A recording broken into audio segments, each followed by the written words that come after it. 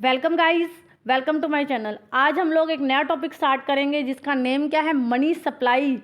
Money supply होती क्या है, इसको हम किस तरह से मेज़र करते हैं, इंडिया के अंदर नोट को इशू करने के कौन कौन से मेथड्स हैं, कंपोनेंट क्या है मनी सप्लाई के। आज हम इन सब चीज़ों को डिटेल में डिस्कस करेंगे। सबसे पहले देखते हैं मनी सप्लाई होती क्या है। मनी सप्लाई क्या होती है कि टोटल जो स्टॉक ऑफ मनी है, ठीक है, चाहे वो करेंसी के रूप में हो चाहे वो नोट्स के रूप में हो, जो हमारी इकोनॉमी में जो लोग हैं उनके पास total stock of money at point of time कितना है। जैसे एग्जांपल के तौर पे मैं कहूँ, अगर मैं आज की डेट लेती हूँ, 13 तारीख को इकोनॉमी में जो पर्सन है, जो लोग हैं, उनके पास 13 तारीख 2022 को आज के टाइम पीरियड में, आज के दिन हमारी इकोनॉमी में जितने भी लोग रहते हैं उनके पास कितना जो है मनी का स्टॉक है। तो ये क्या हो गया, मनी सप्लाई हो गया। अगर मैं कहूँ, अगर उनके पास 5000 करोड़ रुपीज़ है सब लोगों के पास मिला के, तो यहाँ पर मैंने क्या कहा, एक पॉइंट ऑफ टाइम मैंने आज की डेट कह दी, और इस पॉइंट ऑफ टाइम पर सबके पास कितना स्टॉक है वो क्या होगी, मनी सप्लाई होगी। और ये जो मनी सप्लाई होती है, मनी सप्लाई में क्या होगा, करेंसी होती है या नोट्स होती हैं। जैसे अब हम देखो मनी सप्लाई क्या होती है। Money supply refers to the total stock of money, कि टोटल स्टॉक कितना है मनी का इन फॉर्म ऑफ। अब स्टॉक में क्या क्या चीज़ होंगी, एक तो करेंसी नोट्स होंगे या कोइंस होंगे, जो कि हेल्ड बाय पब्लिक, लोगों के पास कितना है एक पॉइंट ऑफ टाइम में, पर्टिकुलर पॉइंट ऑफ टाइम, ठीक है। तो ये क्या हो गया, मनी सप्लाई हो गया। अब मनी सप्लाई हो गया, अब मनी सप्लाई के कंपोनेंट्स कौन कौन से होते हैं। अब मनी सप्लाई में दो कंपोनेंट आते हैं। फर्स्ट जो कंपोनेंट आता है वो होता है करेंसी कंपोनेंट। करेंसी के अंदर क्या होता है, इसके अंदर कॉइन्स होते हैं और इसके अंदर नोट्स होते हैं। जो किसी भी कंट्री की जो मॉनेटरी अथॉरिटी होती है वही क्या करती है, अथॉरिटी जो होती है, कोई भी कंट्री है उसकी जो मॉनेटरी अथॉरिटी होती है वही जो है करेंसी को इशू करती है। जैसे इंडिया के अंदर आरबीआई है, वही नोट या कोइन वो क्या करती है, इशू करती है। तो यहाँ पर आरबीआई कौन कौन से नोट इशू करती हैं, 2 रुपीज़ का नोट, 5 रुपीज़ का, 100 का, 2000 रुपीज़ का नोट। तो ये क्या होता है, सबसे पहला कंपोनेंट हो गया करेंसी कंपोनेंट। इसमें क्या आएगा, करेंसी नोट्स आएंगे, कोइंस आएंगे। और इसको कौन इशू करता है, किसी भी कंट्री की मॉनेटरी अथॉरिटी इसको इशू करती है। अगला जो कंपोनेंट होता है, कंपोनेंट ऑफ मनी सप्लाई। अगला जो कंपोनेंट है वो है डिपॉजिट कंपोनेंट। हर एक पर्सन, आपको पता है, बैंक में कुछ ना कुछ सेव करता है, ठीक है। और ये सेविंग उसकी दो तरह की होती है, एक होता है डिमांड डिपॉजिट, एक होता है टाइम डिपॉजिट, ठीक है। डिमांड डिपॉजिट क्या होता है, डिमांड डिपॉजिट होता है जब आप बैंक में पैसा जमा कराओ और आपको जब भी ज़रूरत है, आप बिना किसी बैंक को किसी तरह का कोई नोटिस ना दो, आप जब चाहो जाके निकलवा लो। टाइम डिपॉजिट होता है, आपको बैंक को बताना पड़ता है, जैसे कि आपने एफडी करा दी और लेकिन आपको बीच में पैसे की ज़रूरत पड़ेगी, तो आप पहले बैंक को बताओगे कि हमें ऐसे ऐसे करके अपनी एफडी निकलवानी है। तो यहाँ पर क्या होता है, हमें बैंक को नोटिस देना पड़ता है कि हमें अपना पैसा निकलवाना है। लेकिन जो डिमांड डिपॉजिट होते हैं, आप जब चाहो जाके पैसा निकलवा सकते हो। तो क्या होता है, जो हमारे मनी सप्लाई के कंपोनेंट में करेंसी कंपोनेंट के साथ अगला जो कंपोनेंट आता है वो होता है डिपॉजिट कंपोनेंट। डिपॉजिट में दो तरह के डिपॉजिट आते हैं, डिमांड डिपॉजिट आता है, एक टाइम डिपॉजिट आता है। अगला जो है, अब हम बात करते हैं कि हमारी इंडिया के अंदर जो नोट जो है वो इशू किए जाते हैं, उसमें कौन कौन से मेथड को यूज़ किया जाता है। एक है फिक्स मेथड, एक है मैक्सिमम मेथड, एक है प्रोपोर्शनेट मेथड, एक है मिनिमम रिजर्व सिस्टम मेथड। आज हम इन सबको डिटेल में डिस्कस करेंगे।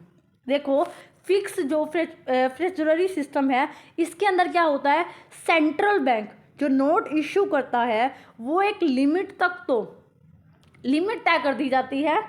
ये कहा जाता है, एक लिमिट तय कर दी जाती है सेंट्रल बैंक के लिए कि वो क्या कर सकता है, एक लिमिट तक जो नोट है वो इशू कर सकता है। और नोट इशू करने के लिए उसको गवर्नमेंट की सिक्योरिटीज़, ठीक है, ये लिमिट जो है, मान लो एक लिमिट तय कर दी, कितनी, 5000 करोड़ की, 5000 करोड़ तक ही, मान लो एग्जाम्पल के लिए कि 5000 करोड़ रुपीज़ के नोट जो हैं वो जो सेंट्रल बैंक है किसी भी कंट्री का वो इशू कर सकता है इसको। इसके लिए किसी तरह का मेटेलिक जो गोल्ड है वो नहीं रखना पड़ेगा, लेकिन कंडीशन क्या है, आपको गवर्नमेंट की सिक्योरिटीज़ को रखना पड़ेगा। लेकिन अगर कोई भी कंट्री, मान लो इस लिमिट से ज़्यादा इंडिया क्या करना चाहती है, नोट को इशू करना चाहती है, तो उसे क्या करना पड़ेगा, तो उसे 100% गोल्ड, मान लो अगर वो करोड़ रुपए के नोट इशू करना चाहती है। लिमिट क्या कहती है? 5000 करोड़। अब उसको इशू कितना करना चाहती है वो? 6000 करोड़। तो इस सिचुएशन में क्या है, 1000 करोड़ का उसे गोल्ड रखना पड़ेगा और रिजर्व्स रखने पड़ेंगे। तो यहाँ पर हमने क्या किया, जो सेंट्रल बैंक होता है वो इशू कर सकता है नोट एक लिमिट तक गवर्नमेंट की सिक्योरिटीज़ को रखकर। अगर सेंट्रल बैंक ज़्यादा इशू नोट करना चाहता है तो उसे 100% जो गोल्ड है, जो रिजर्व्स हैं, वो उसे रखने पड़ेंगे। तो फर्स्ट फिक्स सिस्टम जो था वो सबसे पहले फिक्स सिस्टम ही आया।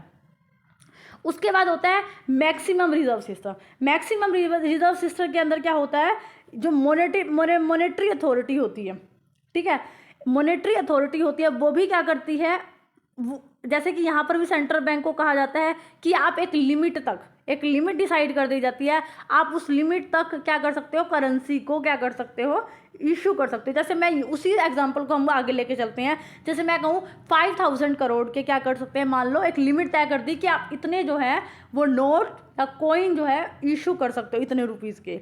लेकिन इसमें क्या फ़ायदा है, फिक्स वाले में जो नहीं था, इसमें क्या है, किसी तरह का आपको मेटेलिक रिजर्व जो है वो नहीं रखना पड़ेगा, किसी तरह का कोई मेटल गोल्ड वगैरह कोई रिजर्व नहीं रखना पड़ेगा। अगर आप जो है ये लिमिट तय कर दी, इस लिमिट से आप ज़्यादा नहीं कर सकते, किसी भी हालत में नहीं कर सकते। उसमें क्या था, अगर आपको लिमिट से ज़्यादा नोट इशू करने थे ना फिक्स वाले में, तो आप क्या कर रहे थे, 100% गोल्ड रख रहे थे। लेकिन यहाँ पर जो मॉनेटरी अथॉरिटी ने जो लिमिट तय कर दी मैक्सिमम रिजर्व सिस्टम के अंदर, उस लिमिट को आप क्रॉस नहीं कर सकते। ये फ़ायदा है कि इसमें आपको किसी तरह का गोल्ड रखने की ज़रूरत नहीं है। अगला जो सिस्टम है वो है प्रोपोर्शनेट रिजर्व सिस्टम। इसके अंदर क्या होता है कि अगर कंट्री, मान लो अगर एक कंट्री में क्या है, अगर आपको 100 रुपीज़ का नोट इशू करना है, ठीक है, 100 रुपीज़, मैं एक एग्जांपल ले रही हूँ, तो उसमें क्या है, आपको क्या मेंटेन रखना पड़ेगा, प्रोपोर्शनेट। आपको नाम से पता चल जाएगा कि कुछ पोर्शन आपको मेंटेन रखना पड़ेगा। वो कितना पोर्शन मेंटेन रखना पड़ेगा, आपको 40%, जितनी भी आप करेंसी को इशू करोगे उसका आपको 40% गोल्ड में और फॉरेन रिजर्व में जो है वो रखना पड़ेगा। ये आपका प्रोपोर्शनेट रिजर्व सिस्टम है। जैसे मान लो हमने एग्जांपल में लिया था 5000 करोड़ के, मान लो एक कंट्री में नोट इशू किए जाते हैं 5000 करोड़। अब क्या है, अब जो भी कंट्री इस मेथड से क्या कर रही है, नोट इशू कर रही है, तो उसको क्या करना पड़ेगा, कम से कम 40% जो है गोल्ड और फॉरेन रिजर्व जो है इसका 40% जो है उसे क्या करना पड़ेगा, गोल्ड और फॉरेन रिजर्व जो है रखना पड़ेगा, तभी वो क्या कर सकती है, नोट को इशू कर सकती है। तो ये क्या था, प्रोपोर्शनेट रिजर्व सिस्टम हो गया। अगला जो मेथड है वो है मैक्सिमम रिजर्व सिस्टम। ये आज करंट टाइम पीरियड में जो है यूज़ किया जाता है इंडिया के अंदर। इसके अंदर क्या होता है, 1956 में हमने इसको अडॉप्ट किया था। इसके अंदर हम 200 करोड़ रुपये जो है, और 200 करोड़ रुपए जो है डिसाइड कर दिया गया, मतलब एक कह सकते हैं कोटा डिसाइड कर दिया गया। इसमें कहा गया किसी भी मतलब क्या करना है इसके अंदर हमें 200 करोड़ में किस तरह से 115 करोड़ का जो है गोल्ड होना चाहिए और 85 करोड़ की आपके पास गवर्नमेंट सिक्योरिटीज़ होनी चाहिए। 200 करोड़ का आपको मेंटेन रखना है, उसमें क्या क्या होना चाहिए, 115 करोड़ का गोल्ड और 85 करोड़ की क्या होनी चाहिए, गवर्नमेंट सिक्योरिटीज़ होनी चाहिए। फिर आप जो है कितना भी जो है वो क्या कर सकते हो, नोट को इशू कर सकते हो। जो करंट टाइम पीरियड में इंडिया के अंदर ये मिनिमम रिजर्व सिस्टम जो है अप्लाई होता है। अब हमने यहाँ पर डिफरेंट जो नोट इशू के इंडिया के अंदर कौन कौन से मेथड यूज़ किए जाते थे वो सब डिटेल में डिस्कस कर ली। अब हम जो बात करेंगे वो ये बात करेंगे कि मनी सप्लाई जो है, हमने पढ़ लिया उसके कंपोनेंट क्या होते हैं, उस नोट को कैसे इशू किया जाता है, इंडिया के अंदर किया गया था। तो अब हम मनी सप्लाई को किस तरह से मेज़र करते हैं उसको डिटेल में देखें। अब आपको पता है मनी सप्लाई को मेज़र करने के M1, M2, M3, M4 चार जो है मेथड है। सबसे पहले M1 मेथड, इसके अंदर क्या क्या आता है, करेंसी विद पब्लिक, लोगों के पास कितना पैसा है, और प्लस डिमांड डिपॉजिट मैंने आपको कहा कि एक ऐसा पैसा जो आपको बैंक को बिना किसी नोटिस के जब चाहो निकलवा सकते हो। And other deposit with RBI, कि कुछ ऐसे डिपॉजिट्स होते हैं जो RBI में होते हैं, ठीक है, कमर्शियल बैंक वगैरह के। तो यहाँ पर क्या हो गया, M1 में 3 चीज़ें आ गई, करेंसी कितनी है पब्लिक के पास, डिमांड डिपॉजिट बैंक्स में कितने हैं, and other deposit with RBI, ये हो गया M1। अब आते हैं M2 पर। M2 में क्या है, M2 में M1 के सारे कंपोनेंट, मतलब ये भी आएगा प्लस ये भी आएगा, ये भी आएगा, और इसके साथ क्या ऐड हो जाता है, deposits with post office saving account. क्या होता है, लोग क्या करते हैं, पोस्ट ऑफिस में भी सेविंग अकाउंट्स खुले होते हैं लोगों के, और वहाँ पर वो कुछ ना कुछ डिपॉजिट्स करते रहते हैं। तो M2 जो मेजर्स है मनी सप्लाई का, उसमें क्या करते हैं हम, deposit with post office saving account में जो आता है वो भी हम इसमें ऐड कर लेते हैं। थर्ड जो मेथड है वो है मेजरमेंट है M3 मेजरमेंट। M3 मेजरमेंट के अंदर क्या आता है, M1 currency with public, demand deposit with bank, other deposit with RBI। M1 तो आता ही आता है, प्लस हम क्या कर लेते हैं, टाइम डिपॉजिट। अभी तक हमने टाइम डिपॉजिट को नहीं लिया था ना, क्योंकि हमने फर्स्ट वाले में डिमांड डिपॉजिट को लिया। तो M3 में क्या लेते हैं हम, टाइम डिपॉजिट्स जो हैं विद बैंक्स, इसको इंक्लूड करते हैं। फोर्थ वाले में क्या लेते हैं, M3 के सारे कंपोनेंट, मतलब M1 भी लेंगे हम, टाइम डिपॉजिट्स भी लेंगे, तो M3 के सारे कंपोनेंट, और total deposit with post office में जो भी टोटल डिपॉजिट्स हैं उसको हम इसमें लेते हैं, तो M4 में। तो हमारी कंट्री के अंदर जो मेजर्स है मनी सप्लाई का, तो सबसे पहले M1, M2, M3 और M4 से जो है किया जाता है। तो ये चारों मेजर्स हमारे हो गए। इसके बाद अगर हम ये चीज़ें मैंने उसी तरीके से दोबारा इस फॉर्मेट में लिखी हुई हैं, बाकी सेम ही चीज़ें। अब क्या हुआ, 1988 में क्या हुआ, RBI ने थोड़ा लिक्विडिटी को एग्रीगेट करने के लिए जो थोड़े मेथड है, जैसे NM1, NM2, उन मेथड्स को थोड़ा एक्सपैंड किया। एग्रीगेट लिक्विडिटी को एक्सपैंड करने के लिए नए मॉनेटरी एग्रीगेट्स जो हैं वो दिए। उसमें उसने क्या दिया, रिजर्व मनी। रिजर्व मनी क्या होती है, रिजर्व मनी को हम हाई पावर मनी कहते हैं, हाई पावर्ड मनी।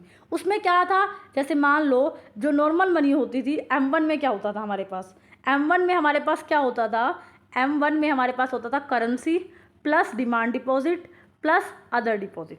ठीक है, अब आप देखो जो रिजर्व मनी है, हाई पावर मनी है, उसमें क्या फ़र्क है, देखो कोई फ़र्क नहीं है। करेंसी इन सर्कुलेशन C तो आएगा। पहले क्या होता था, हमारे डिमांड डिपॉजिट्स आते थे, यहाँ पर क्या है, बैंक जो हैं उनके जो डिपॉजिट्स विद RBI, इसका मतलब कि कमर्शियल बैंक के डिपॉजिट्स क्या हैं जो कि RBI के पास है, ये फ़र्क है। यहाँ पर डिमांड डिपॉजिट आता था, यहाँ पर कमर्शियल बैंक के क्या आ जाएंगे, डिपॉजिट्स आ जाएंगे। और बाकी देखो other deposits with RBI, other deposits with RBI same है। तो जो एग्रीगेट मेथड दोबारा दिया गया उसमें रिजर्व मनी का जो कॉन्सेप्ट है वो दिया गया।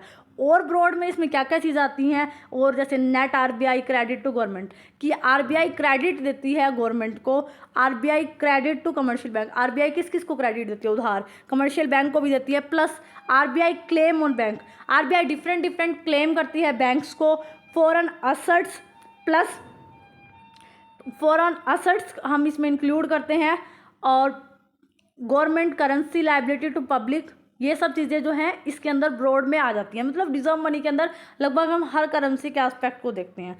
फिर जो मेथड्स दिए गए थे वो कौन कौन से थे, NM1, NM2, NM3। देखो अब उसमें क्या था, इसमें क्या है, currency with public plus demand deposit with banking system and other deposit with RBI। एक तरह से आप कह सकते हो पूरी तो रिजर्व मनी थी NM1 में। और NM2 में NM1 के सारे और शॉर्ट टर्म डिपॉजिट्स जो हैं ऑफ रेजिडेंस, जो लोगों के शॉर्ट टर्म डिपॉजिट्स हैं जिनका मैच्योरिटी पीरियड कितना है, 1 साल के अंदर लौटाने है, तो वो किस में आ गए, NM2 में आ गए। फिर आया NM3, तो NM2 पूरा मतलब NM1 भी और NM2 भी, plus long term deposit. Long term मतलब जो कि आप लंबे समय के लिए जो डिपॉजिट करते हो रेजिडेंट, वो किस में आ गया, इसमें आ गया। Call term funding from financial institutions, ठीक है, नॉन बैंकिंग फाइनेंशियल इंस्टीट्यूशन क्या करते हैं, डिफरेंट फंडिंग करते हैं, वो भी इसमें आ गया। ये मेथड 1998 में मनी की जो लिक्विडिटी थी उसको एग्रीगेट करने के लिए दिए गए थे। यहाँ पर हमने डिटेल में डिस्कस कर लिए, हमने M1, M2, M3, M4, उसके बाद जो एग्रीगेट मेथड जो दिए गए थे रिजर्व मनी का, NM1 का, NM2 का, NM3 का, यहाँ पर कंप्लीट हो गया। आज का हमारा टॉपिक पूरा कंप्लीट हो गया है। आई होप सो आपको ये लेक्चर अच्छा लगा होगा। अगर आपको मेरी वीडियो अच्छी लगे तो प्लीज़ इसे लाइक करना, शेयर करना, सब्सक्राइब करना मेरे चैनल को। Thank you for watching this.